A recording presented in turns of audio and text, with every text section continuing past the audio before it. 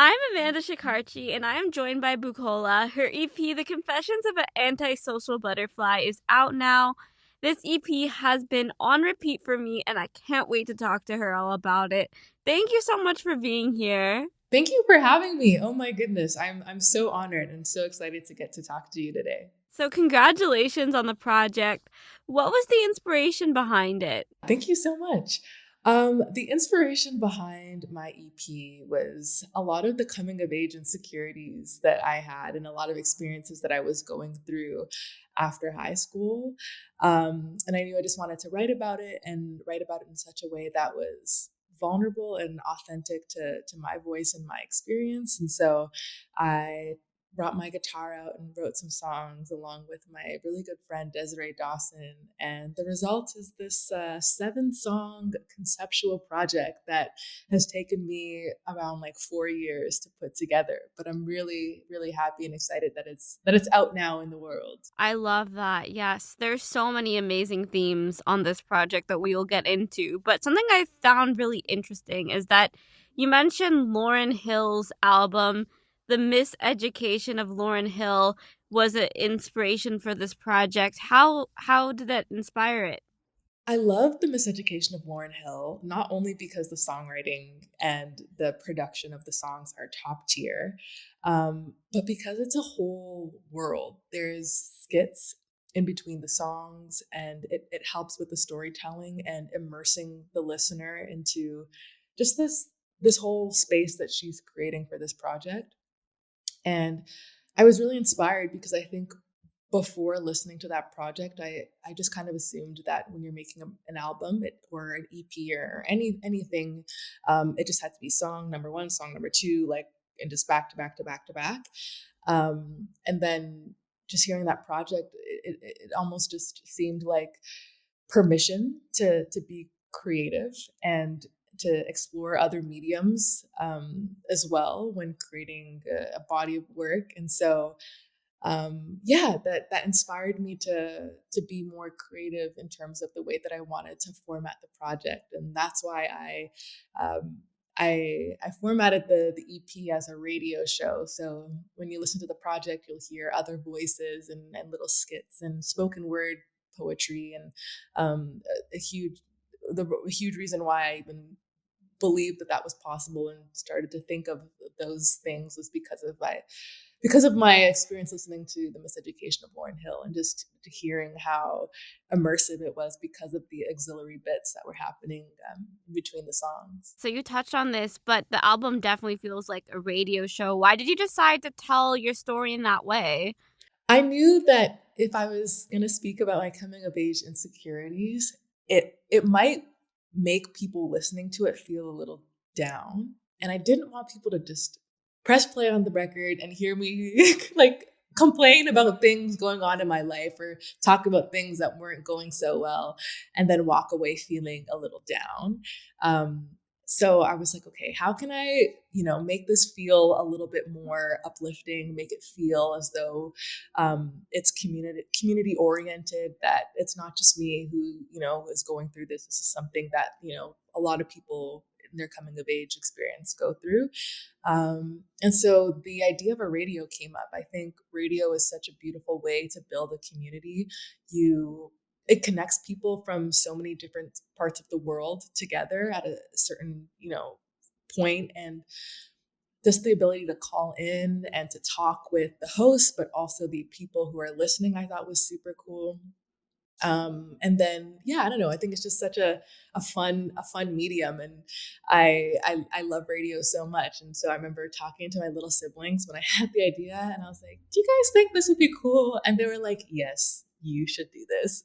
So yeah, the reason why, long story short, that I came up with the radio idea was because I wanted to just to have people not feel super down when listening to the project. I wanted them to feel a sense of community, and then also to tying back to the Miseducation of Lauryn Hill and just seeing or just feeling how immersive that project was. I knew that that was something that I wanted my projects moving forward to have, and so the radio skits, I think, really helped with creating this world that I wanted and had in mind. I love that. And you also got the host of the block, Angeline, to be the radio host. How was working with her on this? Yeah, it was so much fun. I love Angeline. She hosts CBC's segment called The Block, which is Canada's Black radio station, and it meant so much to me because that was the first radio station that played my music, and I think that's the same for a lot of Black musicians in Canada. That platform that CBC has really uplifts Black music and gives us the opportunity to have the experience of hearing our stuff on the radio, which is just so special. So yeah, it was such a fun experience. She's such a pro.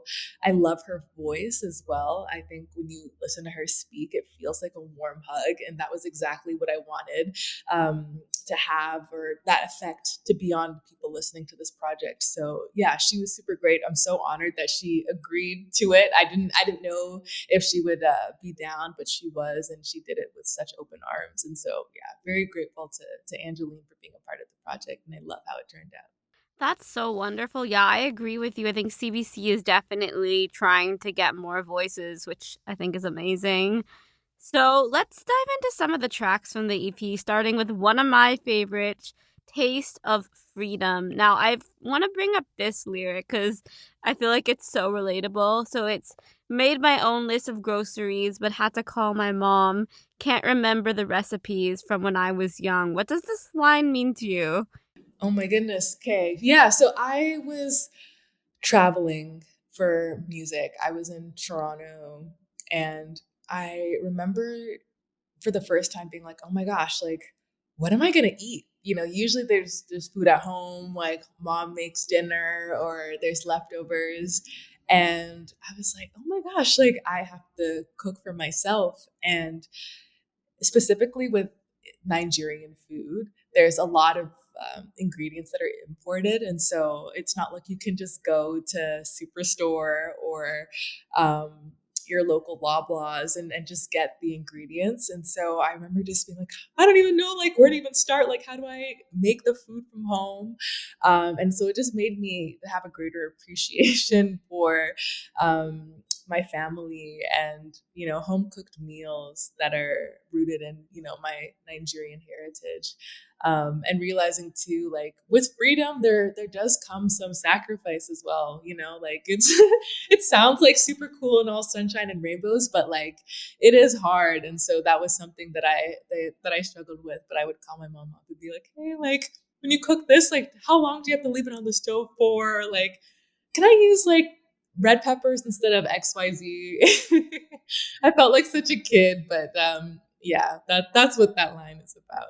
No, I love that because I also come from a family where we have a lot of traditional recipes. So like being able to replicate the food you love growing up or the food that you kind of enjoy eating, it's always so rewarding when you're like, "Oh, I did it." Yes. Yeah. I totally feel you on that. It's so rewarding to be able to cook food from your heritage, I guess. Let's just say during COVID, my grandmother got a lot of FaceTime calls cuz people had time on their hands and wanted to make all these dishes.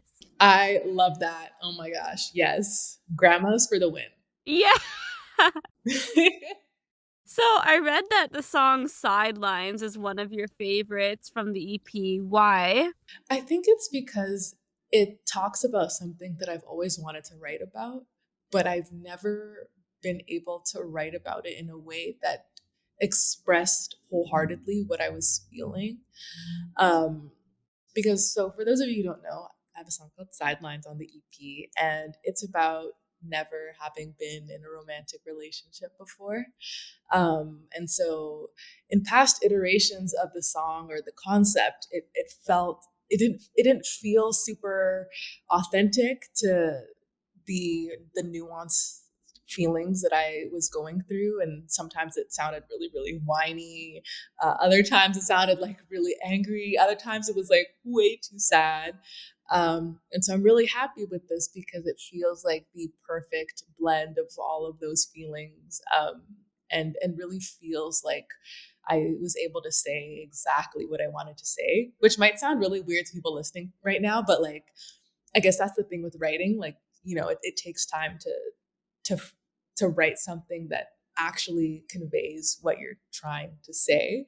Um, so yeah, it was a process for sure. I wrote it with Desiree Dawson, who again is one of my favorite people in the world, and I also got to do a little guitar solo at the end. That's been something that I've been working on a lot. I love guitar, and I've been working on my lead guitar playing. So I was really happy that I got to have my first ever guitar solo in one of my songs. So yeah, those are the reasons why I'm obsessed. So, another song I want to talk about is I'm Not From California because you got to film a music video for that. How was that? So much fun. So much fun. I worked with Katali, who is an incredible Australian director.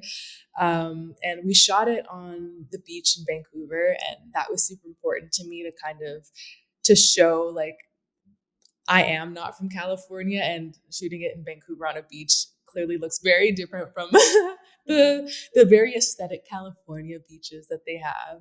But yeah, that's also one of my favorite songs on the project because it does speak about unrequited love, but it feels like the most mature unrequited love song I've ever written. Because before in middle school, I'd be like, "Oh, you didn't look at me," like I'm heartbroken, or "Oh, you have very nice eyes." The end, like, was not. It was so surface level. But with this song, I felt like I got to really talk about more, than just the surface level feelings, and it just felt more mature and grown up than any of the other unrequited love songs that I'd previously written. So yeah, we also had live strings on the song as well, which has always been a goal of mine. So shout out to Caleb and Brian Chan, who are an incredible um, string brother duo from Vancouver who blessed the track with live violin and cello. Yeah, the track is so beautiful and so relatable as well. So, something cool for that track was that you incorporated your Nigerian roots and you put those traditional drums. Tell me about the production process for that. It was super collaborative. I have to give a shout out to my producers, Brandon and Baca, who are an LA based duo. But yeah, I had a lot of ideas for the song. And I remember after the song had basically been produced, I was like, I think we need to add something, like something is missing. And sorry, you can hear like cars speeding by in the background.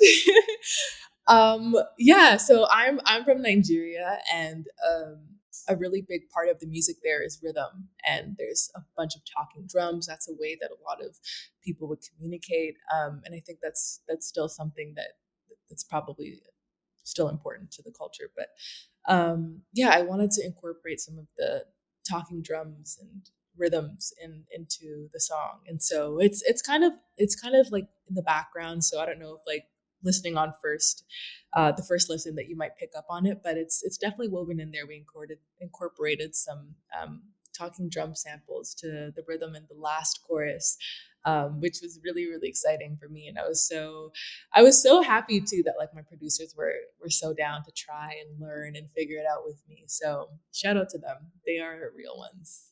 Yes, it's always great to have a good producer team. Yes. Well, I want to talk a little bit about, you growing up and you're kind of, coming into music. And something I found is so fun that Willow Smith's music video for Whip My Hair was a major influence for you growing up. Talk to me a bit more about that. When I was 9, I was scrolling on my parents' computer, just watching YouTube videos, and this music video pops up for Whip My Hair.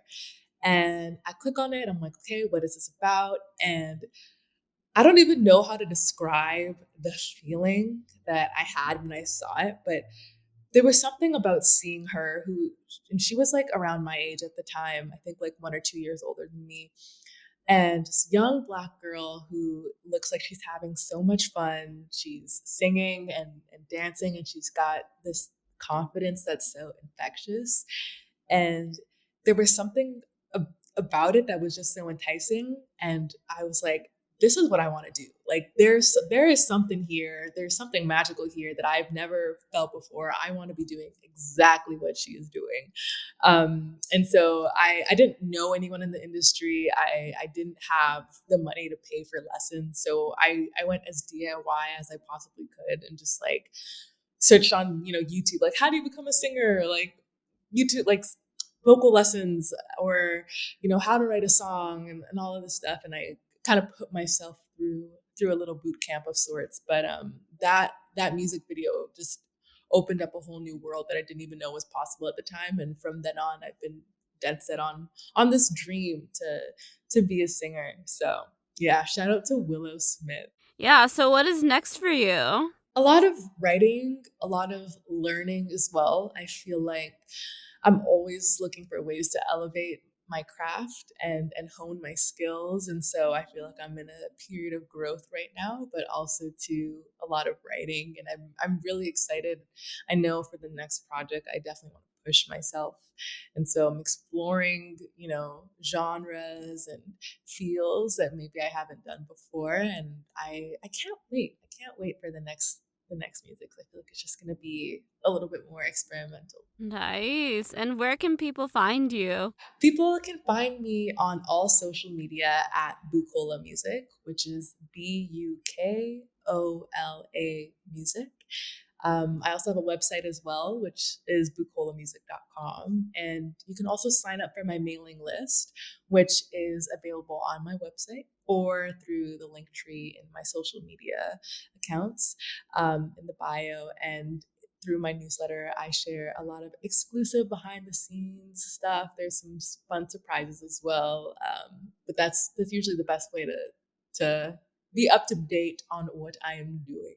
Love it. Thank you so much for being here, Bukola. The EP, The Confessions of an Antisocial Butterfly, is out now. As I mentioned, it's been on repeat and it's so relatable. Each song just tells such an incredible story while fitting to the themes of music and growing up and figuring it out who you are as someone in the mid-20s. So give that a listen. Thanks again, Bukola. Thank you for having me.